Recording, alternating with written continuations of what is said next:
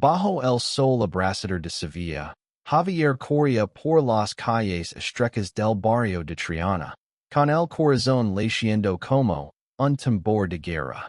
La carta en su mano, arrugada y sudada, era una bomba a punto de explotar. Javier Morales ha muerto. Había oído susurrar esa mañana en la plaza, y el mundo se lo vino abajo. No estaba muerto. Estaba vivo, respirando, amando. Pero su familia, los mismos que lo habían creado entre naranjos y promesas de honor, lo habían borrado del mundo. Todo porque amaba a Álvaro, el chico de ojos castaños que lo había enseñado que el amor no conoce cadenas.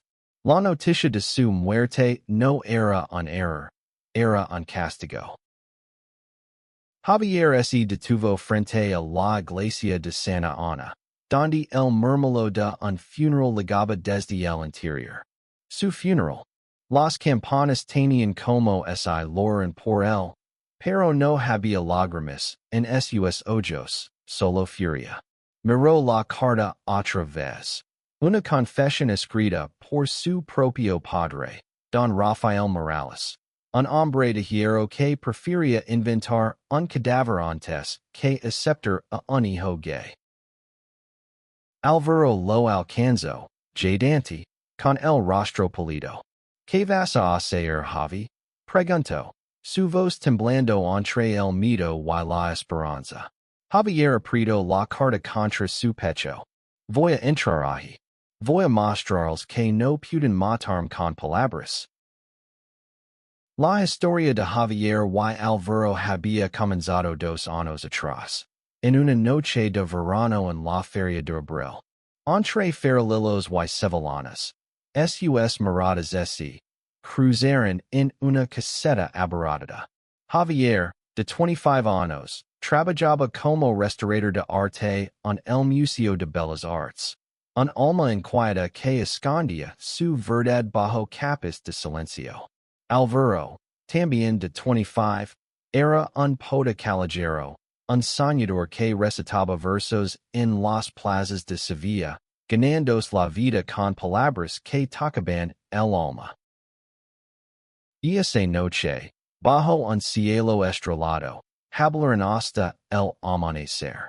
Javier, con su humor seco y su sonrisa tímida, se sintió desnudo ante los ojos de Álvaro, que parecían leer cada rincón de su alma.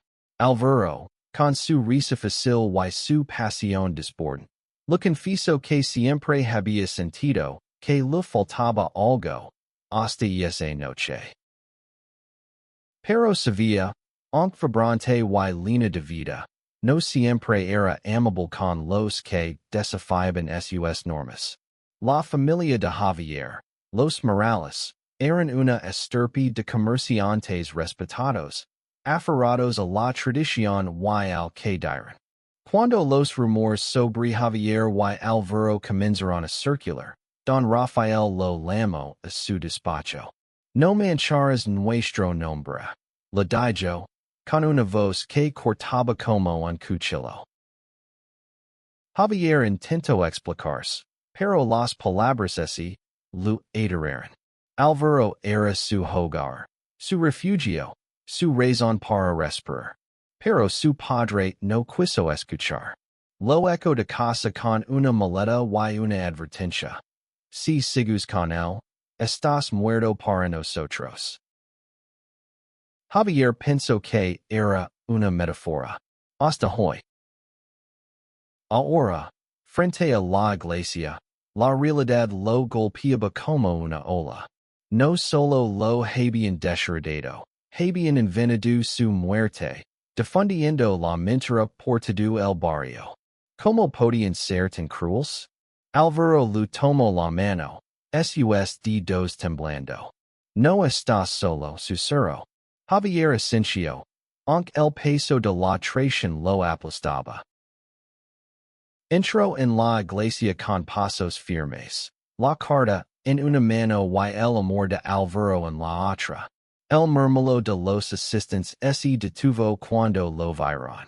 Su madre, Dona Carmen, de yo quiero su rosario al suelo. Su padre, de pie junto al altar, palideció como si viera un fantasma. Muerto, gritó Javier, levantando la carta. Aquí estoy, padre. Vivo, y con pruebas de tu vergüenza. El silencio en la iglesia era ensordecido. Los ojos de los asistentes, vecinos y parientes, se clavaban en Javier como agujas. El no flaqueó. Subió al púlpito, donde un retrato suyo, enmarcado en negro, descansaba junto a un ramo de azucenas. La ironía lo quemaba, flores para un hombre que on respiraba. Esta carta, dijo, alzándola para que todos la vieran. Y es la confesión de mi padre. Él mismo escribió que prefería declarar muerto antes que aceptar quién soy. ¿Querías saber quién soy? Soy Javier Morales, hijo de Rafael y Carmen. Y amo a un hombre. Y no me avergüenzo. Un murmullo colectivo recorrió la iglesia. Algunos se persignaron, otros bajaron la mirada. Dona Carmen Celoso, tapándose la boca con un pañuelo. Rafael dio un paso adelante, su rostro rojo de ire. Basta, Javier. No deshonres más a esta familia. Deshonrar, replicó Javier, su voz temblando de emoción. Tú me deshonraste al inventar mi muerte. ¿Crees que así barrerías mi existencia? Alvaro, desde el fondo, observaba con el corazón en un puño. Quería correr hacia Javier, protegerlo, pero sabía que este era su momento. Javier necesitaba enfrentarse a su familia, a su pasado, solo. La carta, que Javier había encontrado esa mañana en el despacho de su padre, era una prueba irrefutable. Rafael, en un momento de furia, había escrito una carta a su abogado, detallando su plan para acabar con el escándalo de su hijo. Javier está muerto para nosotros, decía. Difundiremos que murió en un accidente. Nadie cuestionará nuestra palabra. Pero alguien había traicionado a Rafael. Un criado, harto de su crueldad, había dejado la carta en la puerta de la casa donde Javier y Alvaro vivían juntos. Ese papel era ahora el arma de Javier, y lo blandía con precisión. ¿Qué clase de padre hace esto? Preguntó Javier, mirando directamente a Rafael. Mi criaste hablando de honor, de familia, pero esto es tu honor? Matar a tu hijo en vida porque no encajó en tus planes. Rafael no respondió. Su silencio era una confesión. Dona Carmen, Rhoda, se acercó al púlpito. Javi, por favor no queríamos esto, murmuró. Pero Javier negó con la cabeza. No, madre. Queríais controlarme. Pero no soy una marioneta. La tensión en la iglesia era insoportable. Algunos vecinos comenzaron a susurrar, cuestionando a los Morales. Otros defendían a Rafael, diciendo que Javier había elegido avergonzarlos. Alvaro, incapaz de quedarse calado, avanzó hacia el púlpito. Basta, gritó Alvaro, su voz resonando en las bóvedas. Javier no es un error. Su amor no es un pecado. Somos humanos, como todos vosotros. ¿Por qué nos castigáis por sentir? El sacerdote, que había permanecido en silencio, intentó intervenir. Esto es un lugar sagrado, dijo. Pero Javier lo interrumpió. Sagrado es el amor, padre. No las mentiras. Esa noche, Javier y Alvaro abandonaron la iglesia, dejando atrás el retrato y las flores. No sabían qué vendría después, pero por primera vez, Javier sintió que era libre. Los días siguientes fueron un torbellino. La noticia del resucitado Javier se extendió por Sevilla como un incendio. Algunos lo ven como un héroe, un joven que desafiaba las cadenas de la tradición. Otros lo llamaban traitor, un desagradecido que había humillado a su familia. Javier y Alvaro se mudaron a un pequeño apartamento en el barrio de la Macarena, lejos de los ojos juzgadores de Triana. Era un lugar humilde, con paredes desconchadas y una ventana que dejaba entrar la luz del amanecer. Ali, entre libros de pollo y lienzos a medio pintar, intentaban construir una vida juntos. Pero la libertad tenía un precio. Javier perdió su trabajo en el museo. El director, un amigo de su padre, lo despidió con una excusa vaga. Alvaro, que vivía de sus recitals, notó que las multitudes eran más pequeñas, los aplausos más fríos. Sevilla los estaba castigando. Una noche, mientras compartían una botella de vino en el balcón, Alvaro rompió el silencio. ¿Valió la pena, Javi? Todo esto por nosotros. Javier lo miró, sus ojos brillando bajo la luz de la luna. Tú eres mi hogar, Alvaro. No importa lo que perdamos. Mientras te tenga, lo demás no importa. Pero las palabras no podían borrar la realidad. Las deudas se acumulaban, y las miradas de desprecio en la calle pesaban como piedras. Javier comenzó a trabajar como camarero en un bar del centro, ocultando su rostro bajo una gorra. Alvaro escribía poemas que nadie leía, su voz apagándose con cada día que pasaba. Una tarde, mientras Javier limpiaba mesas, una figura familiar entró en el bar. Era Lucia, su hermana menor, de 20 años, la única que no lo había dado por muerto. Lucia, con su cabello negro y su mirada desafiante, lo abrazó sin importar las miradas de los clientes. No puedo creer lo que hicieron, dijo, con lágrimas en los ojos. Me escape de casa, Javi. No quiero ser parte de esa mentira. Lucia les contó que Rafael estaba furioso, pero también debilitado. La comunidad comenzaba a cuestionarlo.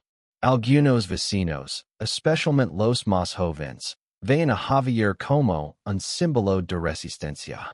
Una chispa de cambio estaba creciendo en Sevilla, aunque lentamente. Lucia se convirtió en el puente entre Javier y el mundo que había dejado atrás. Ella lavaba mensajes, comida, y noticias de Triana. Pero también traía advertencias. Rafael estaba planeando algo. No se cuidaría de brazos cruzados mientras su hijo lo desafiaba. Una noche, mientras Javier y Alvaro planeaban un viaje para escapar de Sevilla, alguien golpeó la puerta con fuerza. Era un grupo de hombres, enviados por Rafael, exigiendo que Javier desapareciera de verdad. Alvaro se interpuso, enfrentándolos con una violencia que sorprendió incluso a Javier. No lo tocarías, dijo Alvaro, su voz firme. Los hombres, intimidados por su determinación, se retiraron, pero dejaron una amenaza. Esto no ha terminado. El incidente sacudió a Javier. Por primera vez, tuvo miedo. No por él, sino por Alvaro. Ysit Hassan dano por mi culpa, le dijo, con la voz rota. Alvaro lo abrazó. No me arrepiento de nada, Javi. Somos más fuertes que ellos. Decidieron cuidarse en Sevilla y luchar. Con la ayuda de Lucia, organizaron un recital en la Plaza Nueva, donde Alvaro leería sus poemas sobre amor y libertad. Javier, por su parte, pintó un mural en el barrio, Una explosión de colores que mostraba a dos hombres abrazando bajo un cielo estrellado. El recital fue un éxito inesperado. Decenas de personas, jóvenes y mayores, se reunieron para escuchar a Álvaro. Sus palabras, cargadas de dolor y esperanza, tocaron corazones. Una chica, Elena, de 18 años, se acercó al final. Gracias, dijo. Soy lesbiana, y nunca he tenido el valor de decirlo. Vosotros me dais esperanza. Javier y Álvaro se miraron, con lágrimas en los ojos. Por primera vez, sintieron que no estaban solos. El mural de Javier se convirtió en un símbolo. Los turistas lo fotografiaban, los jóvenes lo compartían en redes sociales. Pero también atrayó la ira de los más conservadores. Una mañana, amaneció cubierto de pintura negra, con insultos garabatiados. Rafael, detrás del ataque, envió un mensaje a Javier a través de Lucia, para, o lo perderás todo. Pero Javier ya no tenía miedo. Había perdido tanto que solo lo cuidaba su verdad. Con la ayuda de Elena y otros aliados, Javier y Álvaro organizaron una marcha por la libertad en Sevilla. Cientos de personas se unieron, portando banderas arcoíris y carteles con frases de los poemas de Álvaro. La ciudad, dividida, observaba en silencio. Pero la marca no estuvo exenta de problemas. Un grupo de contramanifestantes, alentados por Rafael, los enfrentó en la plaza de España. Gritos, empujones, y botellas volaron por el aire. Javier y Álvaro se mantuvieron firmes, tomados de la mano, mientras la policía intentaba controlar la situación. En medio del caos, Lucia fue empujada al suelo. Javier corrió hacia ella, pero un hombre lo golpeó en el rostro. Álvaro, sin dudarlo, se lanzó contra el agresor, protegiendo a Javier. La imagen de los dos, sangrando pero abrazados, se volvió viral. El incidente en la Plaza de España marcó un punto de inflexión. Los medios nacionales comenzaron a cubrir la historia de Javier y Álvaro, y la opinión pública se inclinó a su favor. Incluso algunos miembros de la familia Morales, como tíos y primos, empezaron a cuestionar a Rafael. Dona Carmen, rota por la culpa, visitó a Javier en el hospital donde recuperaba de sus heridas. Perdóname, hijo susurró. No su protegerot. Javier, con el rostro magalado, tomó su mano. No es tarde, mamá. Puedes elegir el amor ahora. Rafael, sin embargo, no cedía. Organizó una rueda de prensa para defender su honor, pero fue un desastre. Los periodistas lo acorralaron con preguntas sobre la carta y su crueldad. Por primera vez, el hombre de hierro se quebró. Mientras tanto, Javier y Álvaro seguían adelante. Con el apoyo de la comunidad, abrieron un pequeño taller de arte y poesía en la Macarena. Era un espacio donde cualquiera podía expresarse, sin miedo. Elena, ahora una aliada inseparable, los ayudaba a organizarlo. Una noche, mientras pintaban un nuevo mural, Álvaro le propuso matrimonio a Javier. No fue una gran escena, solo dos hombres, un pincel, y un juramento bajo las estrellas. Quiero envejecer contigo, dijo Álvaro. Javier, con lágrimas en los ojos, asintió. El taller de Javier y Álvaro se convirtió en un faro de esperanza en Sevilla. Gente de toda España llegaba para compartir sus historias, sus luchas, sus amores. La ciudad, lentamente, comenzaba a cambiar. Rafael, derrotado por la prisión pública, ese retiro de la vida social. Dona Carmen, por su parte, ese convirtió en una defensora de su hijo, asistiendo a los eventos del taller y reconciliándose con Javier. Lucia, libre de las cadenas de su familia, estudió arte y se unió al proyecto de su hermano. El día de la boda de Javier y Alvaro, la plaza nueva estaba llena de colores, risas y música. Elena leo un poema, Lucia pintó un lienzo en vivo, y Dona Carmen, con lágrimas en los ojos, abrazó a sus dos hijos. Javier miró a Alvaro, su esposo, y sintió que todo el dolor había valido la pena. No habían cambiado el mundo, pero habían cambiado su mundo.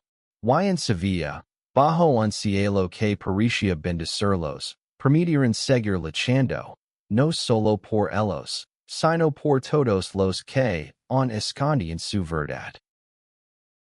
La carta que una vez lo declaró muerto ahora descansaba, en un marco, en el taller, un recordatorio de que el amor, cuando es verdadero, no puede ser silenciado.